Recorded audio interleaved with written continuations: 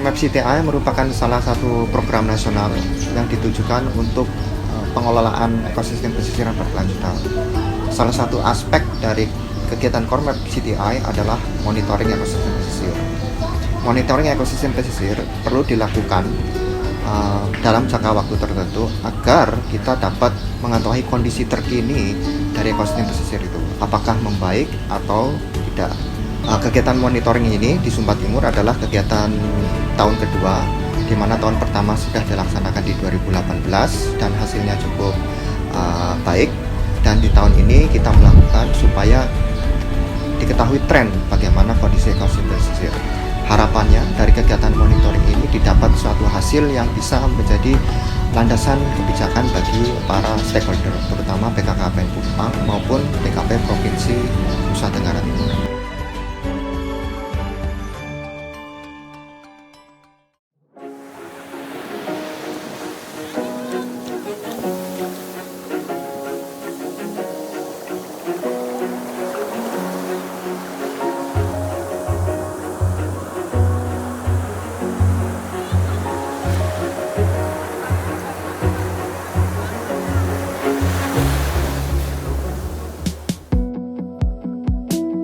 Kegiatan monitoring kondisi terumbu karang di perairan Sumba Timur dilakukan pada bulan Oktober 2021 di 10 stasiun pengamatan.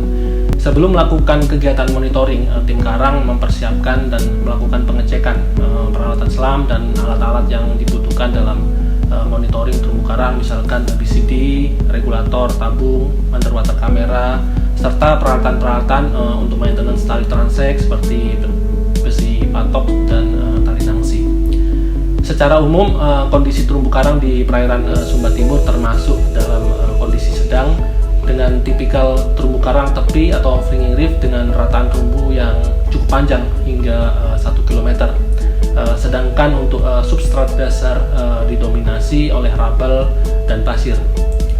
Lokasi monitoring berada pada lereng terumbu dengan kedalaman 5 hingga 10 meter dengan jarak pandang horizontal mencapai 8 hingga 10 meter.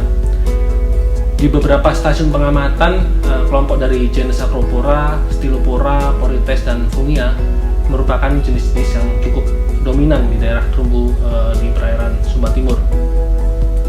Berbeda dengan stasiun lainnya, stasiun 2 yang berada di Desa Tapil, Kecamatan Rindi, didominasi oleh soft coral atau karang lunak dengan tutupan lebih dari 50%.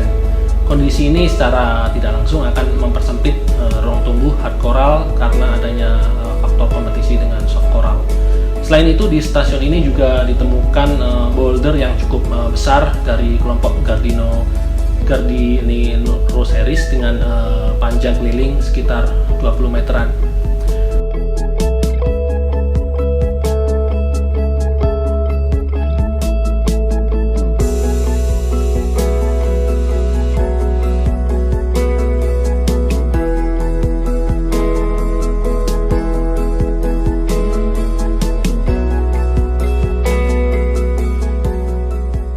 Dalam kegiatan monitoring kali ini, kami juga melakukan pengamatan di stasiun yang didominasi oleh karang meja jenis Acropora yang merupakan tipikal karang di daerah berarus. Lokasi ini cukup dekat dengan pecahan ombak dan banyak ditemukan alur-alur yang merupakan jalur arus pasang surut, sehingga proses pengambilan data oleh penyelam harus dilakukan secara hati-hati. Ada beberapa hal yang menjadi kendala dalam pengambilan data karang, yaitu kondisi angin dan gelombang yang relatif cukup besar serta kuatnya arus selama pasang surut.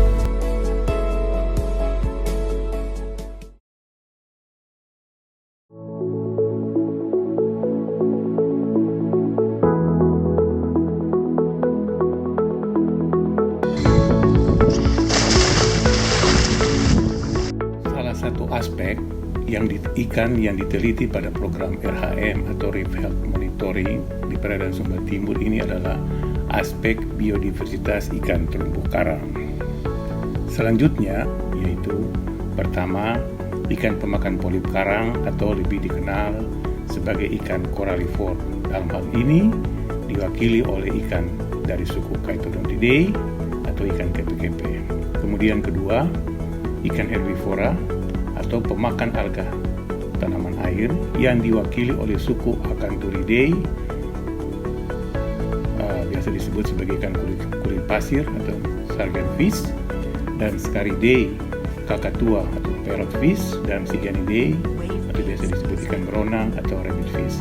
Serta kategori ketiga adalah ikan karnivora yang diwakili oleh suku Lucanidae, ikan kakap, Letrinidae, ikan sikuda, Haemuridae, bibir tebal atau sweet lip, dan Serenidae, ikan kerapu atau grouper. Dalam penelitian ini, metode sensus visual digunakan guna memperoleh data yang akan diambil.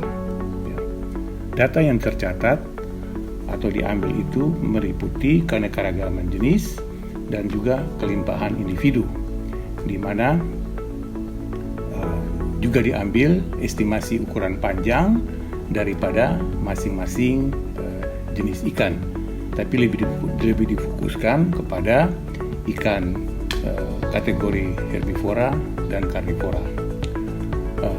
Selanjutnya di dalam proses pengambilan data itu, si pencatat ikan karang akan melakukan pencatatan atau sensus ikan sepanjang 70 meter garis transek dengan lebar pengamatan 2,5 meter kiri kanan, sehingga luas total area pengamatan kurang lebih 350 meter persegi.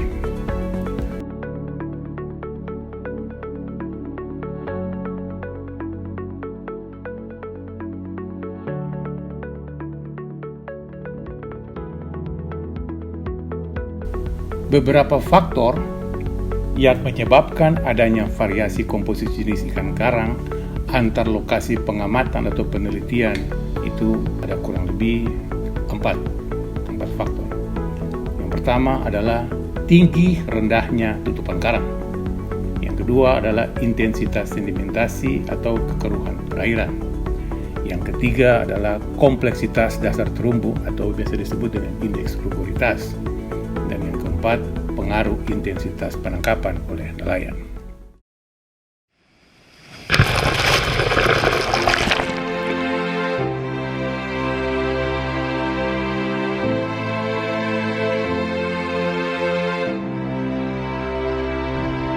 Dari 8 jenis atau kelompok jenis Megabenthos yang menjadi target pengamatan, ditemukan sebanyak 7 jenis Megabenthos.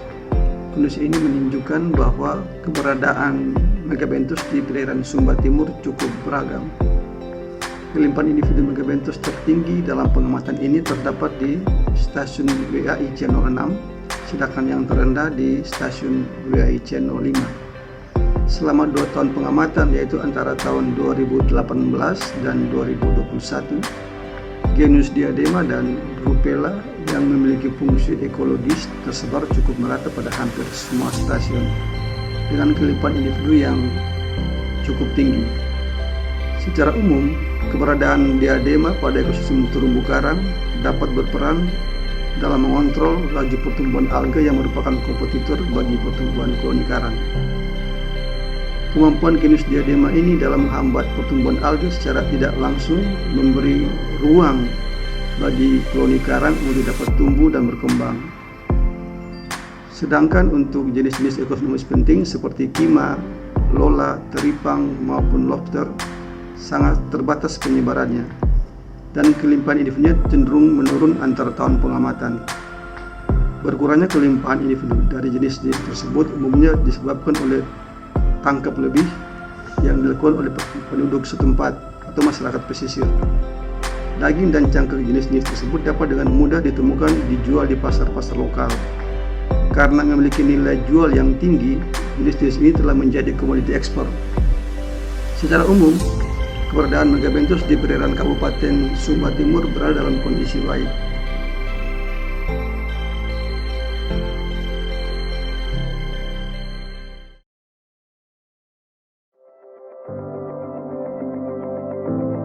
Ekosistem mangrove merupakan salah satu ekosistem pesisir yang sangat esensial seperti itu karena memang memiliki produktivitas yang sangat tinggi. Tujuan dari monitoring ekosistem mangrove tersebut adalah untuk memperoleh informasi terkait tentang ekosistem mangrove dan komunitas mangrove dari waktu ke waktu. Hal ini dilakukan untuk informasi dasar seperti itu untuk menentukan kebijakan-kebijakan dalam pengelolaan ekosistem mangrove.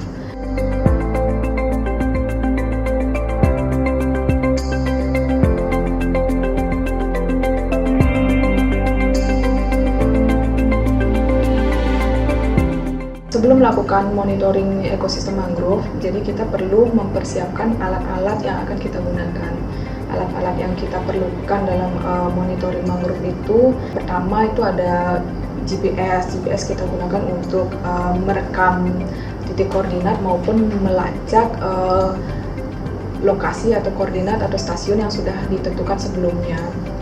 Terus kemudian ada buku identifikasi, kita gunakan untuk membantu dalam proses pengenalan jenis, identifikasi jenis di lapangan. Terus kemudian ada meteran, nah itu kita gunakan untuk mengukur diameter atau keliling lingkar batang pohon mangrove. Terus kemudian ada cat semprot yang kita biasanya gunakan untuk menandai plot. Terus kemudian kertas tahan air untuk mencatat lingkar batang mangrove tersebut. Terus kemudian ada kamera. Nah, kamera kita gunakan untuk memotret tutupan kanopi mangrove. Kemudian kita melakukan monitoring.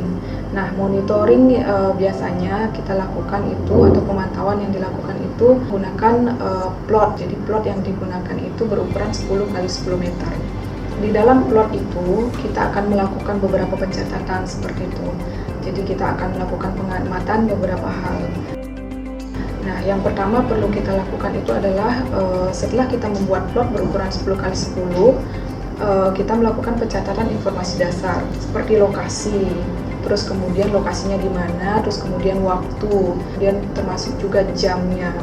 Ada nomor plotnya dan titik koordinatnya itu perlu kita catat.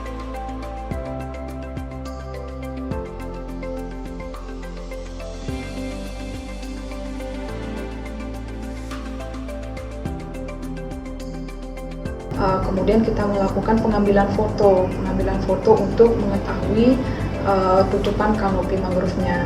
Nah, untuk foto ini kita ambil umumnya 4-9 foto tergantung dari kondisi ekosistem mangrove tersebut atau kondisi komunitas mangrove tersebut.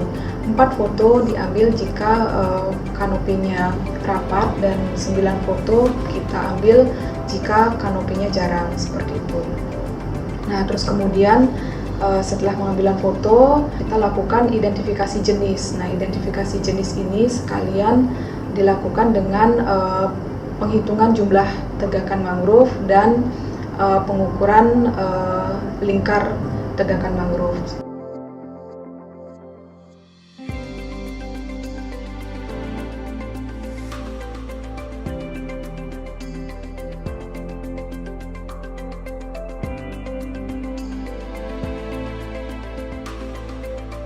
Kemudian dalam monitoring yang dilakukan kali ini di Sumba Timur, jenis yang ditemukan masih sama dengan jenis-jenis yang dilakukan pada tahun sebelumnya, yaitu kita menemukan sebanyak 7 jenis dan jenis yang dominan itu adalah Soneracia alba dan Rhizopora mucronata. Nah, dari 9 stasiun yang sudah ditetapkan di pemantauan awal, terdapat 2 stasiun yang mengalami penurunan tutupan kanopi. Itu di Desa Tapil, di lokasi Tapil dan Brukulu. Jadi itu yang mengalami penurunan tutupan kanopi. Seperti itu. Nah, sedangkan untuk kerapatannya, kerapatan tertinggi itu ditemukan di Stasiun Hekatapu, itu memiliki kerapatan mangrove tertinggi. Kemudian kerapatan mangrove terendah itu ditemukan di Desa Brukulu, seperti itu. Terus kemudian kalau kita lihat secara umum kondisi mangrove di 9 stasiun pengamatan tersebut itu kondisinya masih tergolong baik.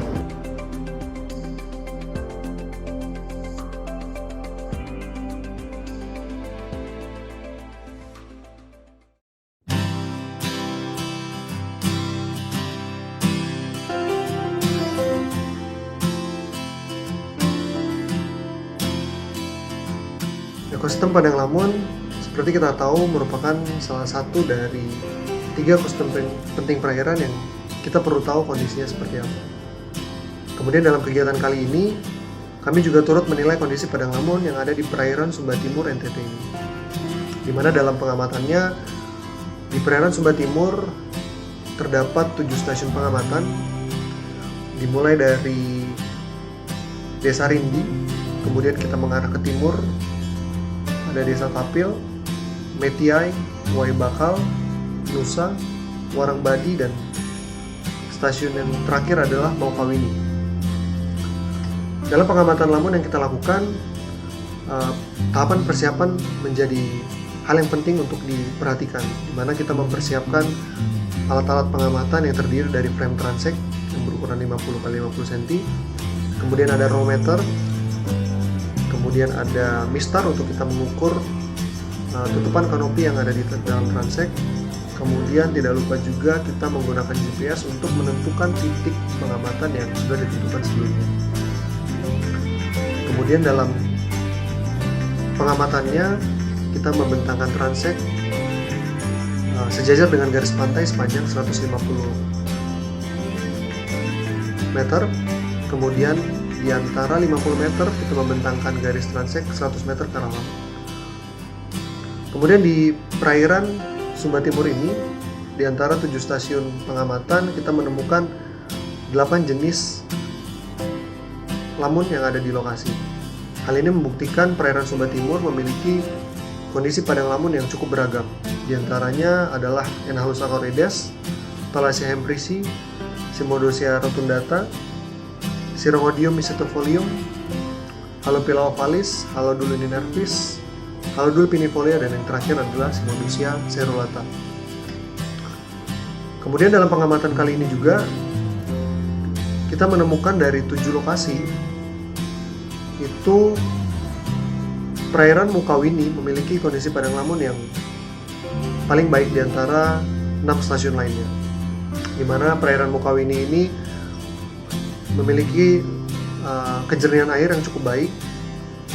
Kemudian aktivitas dari masyarakat juga tidak terlalu padat di sana, sehingga dalam pengamatan di perairan Maukawini kita temukan angka kenaikan dari 2018 hingga 2021 ini sebesar 7%. Kemudian kita menemukan juga adanya kondisi yang cukup menurun dari padang lamun yang kita amati, khususnya di daerah Tapil.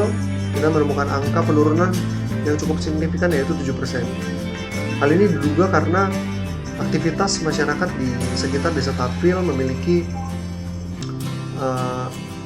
kegiatan yang cukup banyak, antara lain nelayan memarkirkan atau menyandarkan kapal di situ, sehingga itu menjadi salah satu tekanan untuk padang lamun. Kemudian yang kedua dari faktor pasang surutnya itu sendiri, karena seperti kita lihat di perairan Sumba Timur ini di beberapa lokasi surutnya cukup rendah, sehingga membuat ekosistem padang lamun ini terpapar sinar matahari atau tidak tergenang air. Jadi hal ini yang kita kira merupakan faktor penyebab penurunan di beberapa lokasi pengamatan. Selain itu kita juga melihat kelimpahan dari ikan, kemudian megabenthos, di mana stasiun 5, 6, dan 7 kita temukan banyak megabenthos yang cukup beragam. Di antaranya ada Opiotrix atau bintang mengular, kemudian ada Holotria atra atau yang kita kenal dengan teripang, kemudian bintang laut Minkia, bulu babi Turpnestes gratila, dan bintang laut Protoreaster yang kita temukan cukup banyak di lokasi tersebut. Tidak lupa juga ikan yang kita amati cukup beragam di antara beberapa stasiun ini, khususnya di stasiun Nusa maupun Warangbadi. Ya, itu stasiun 5 dan 6 kita temukan ada ikan Acanthuridae, kemudian Carangidae, Lujanidae, Scaridae, dan Siganidae. Dalam pengamatan keseluruhan ekosistem padang lamun yang ada di Sumba Timur ini, kita menyimpulkan bahwa kondisi padang lamun di perairan Sumba Timur ini dalam kondisi yang tidak sehat. Kemudian dalam persentase tutupan yang sedang. karena angka perhitungan persentase penutupan padang lamun di lokasi Sumba Timur ini berkisar dari angka 18% hingga 49% penutupan. Kita harapkan angka ini kedepannya bisa terus meningkat seiring dengan pengamatan-pengamatan di tahun selanjutnya.